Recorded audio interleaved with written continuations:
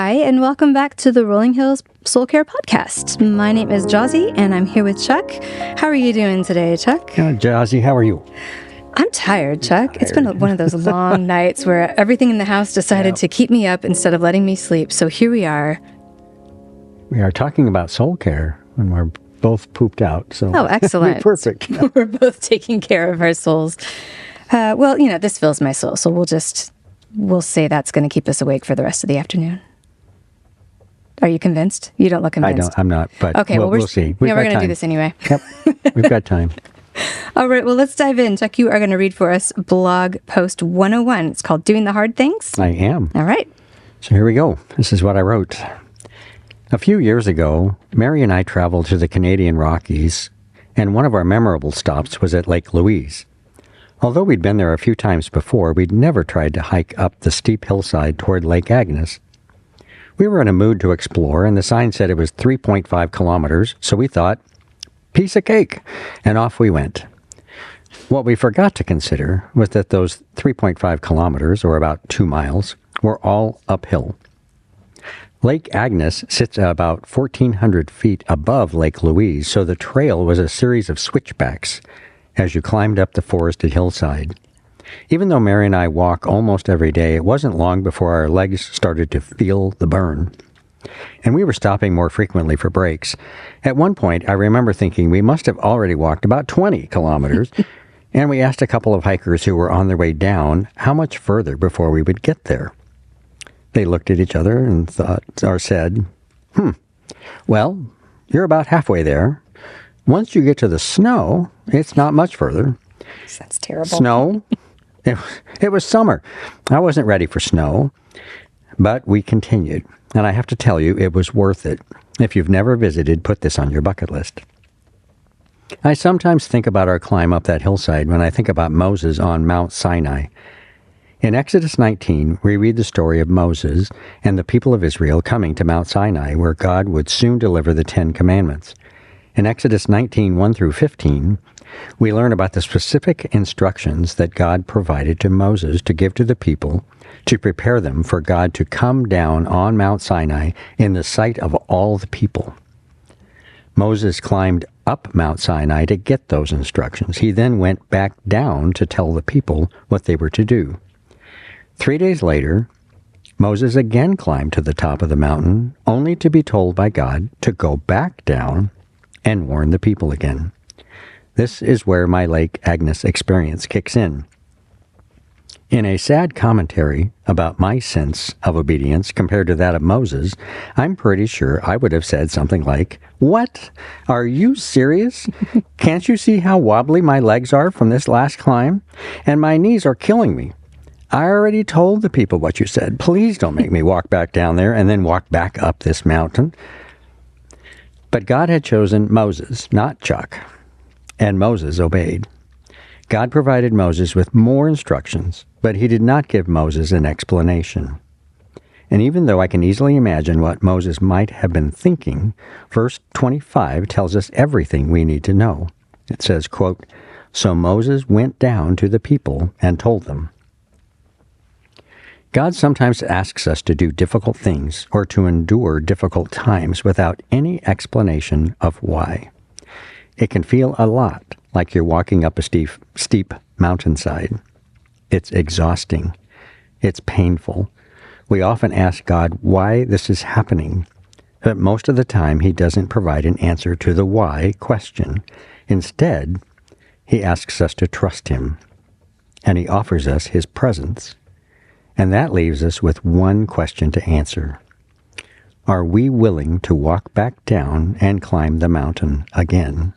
Soul care involves spending time in the presence of God to know him better, experience his love in deeper ways, and build an ever-increasing level of trust in him and his goodness.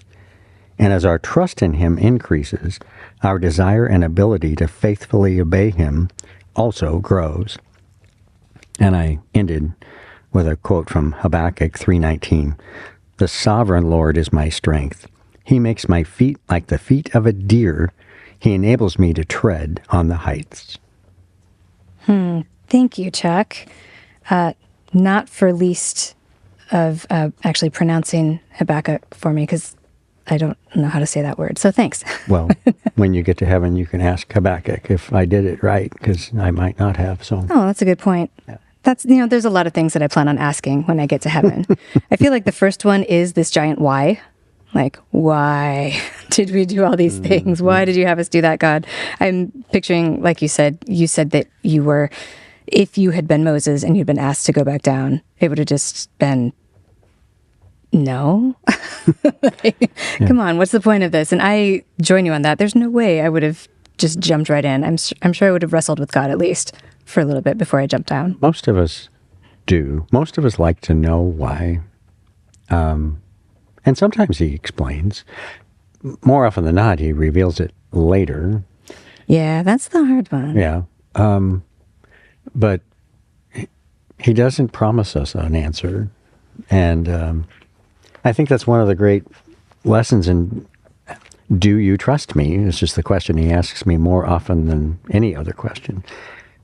Do you trust me? Because if you do, you're going to do what I asked you to do and not look for more rationale as to why I'm going to, right. Okay, what's in it for me, or why am I doing this, or help me get clarity.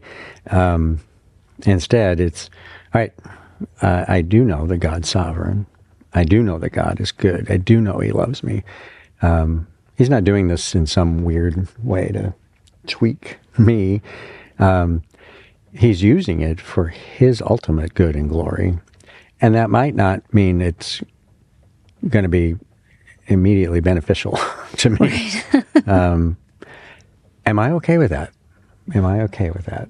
And it's all part of that. It's not just part of trusting. I think it's part of deepening that relationship that we get more and more familiar with, more intimate with God, so that when these times come, they may still be difficult, but the doubt or the questioning begins to evaporate, and we can place. It's that peace that many people talk about. That it's like, I have peace in the midst of this, and others would say, how? Well, it's because that peace is anchored in the knowledge and the faith and trust in God. So it brings to mind, like, this is a loose parallel, right? But it reminds me of when we're teaching our kids when they're very young. Of course, they don't know and have all the perspective that we do. And so when we tell them things, to do things, they really love to ask why. And we have to start establishing that trust really soon and be able to say, look, you listen first and then you ask later. Like, don't take the time to ask me why you shouldn't run out into the street in front of the cars. You just listen to me say stop. And I feel like that's kind of where we have to be, is believing that what God is asking us to do is for good, his, or probably also ours. But also, you said that as our trust in him increases, our desire and ability to obey him also grows. Mm-hmm. And I feel good about, as we trust him further, that our desire to please him and to listen, I feel good about that growing. I always worry about my ability. Is my ability and willingness to do it growing at the same rate that my desire is? Yeah, and we're all going to grow. Our entire life on this earth is going to be a growth experience. Yes, that's true. I'm reminded at times that much like the temple that Solomon built, stones were cut in the quarry, but it says that there was no sound of any tool heard at the site where the temple was being constructed. Where the stones eventually went. The stones were cut in a quarry away from there. And you think, oh, that's interesting. But we're on this earth, we're in the quarry, being prepared as living stones. And we're not yet in heaven, which means God is shaping us as living stones. And that cutting process isn't necessarily easy. It may be painful. Obviously, real stones don't have feelings or nerve endings, but we do. We're being shaped in the quarry, which is where we are right now. And so I guess I say that because I have to remind myself I shouldn't be surprised that in the quarry, shaping is going to happen that could be painful.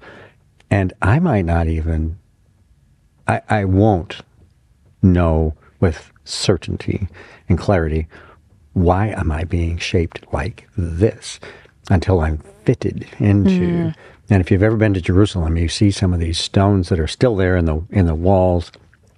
The temple was destroyed, but the walls weren't, and they are fitted in a very intricate way. I mean, there's it's amazing that that long ago they could have.